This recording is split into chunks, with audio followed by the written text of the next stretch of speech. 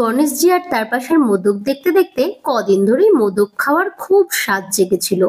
সেদিন মেচেদায় বাস ধরবো বলে দাঁড়িয়েছিলাম, আর পাশের মিষ্টি দোকানটাতে দেখলাম প্রচুর মোদক সাজানো আছে।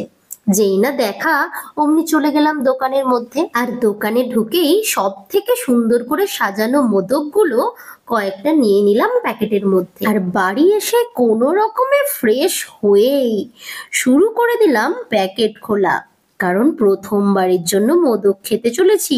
খুবই এক্সাইটেড আমি। সত্যি অত সুন্দর করে সাজানো মোদকগুলো এতক্ষণের জার্নিতে পুরো ঘেঁটে অবস্থা।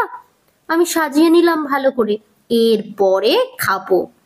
কিন্তু মনে মনে ভাবছি এই কটা মোদকের পেছনে আমি অত টাকা খরচা করে ফেলেছি।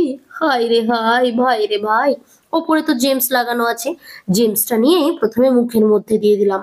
জেমসের আর কি টেস্ট, জেমসের তো একই টেস্ট সবাই জানো। আর এটা আবার দুটো লেয়ার ছিল।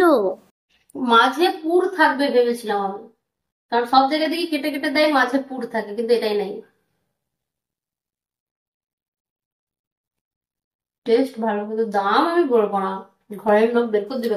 আমি তো বাড়ির লোকের ভয়ে দামটা বলতেই পারলাম না। তোমরা গেস করো তো এটার দাম কত হতে পারে। সাইজ তো ভালোই আছে আর টেস্টও দারুণ।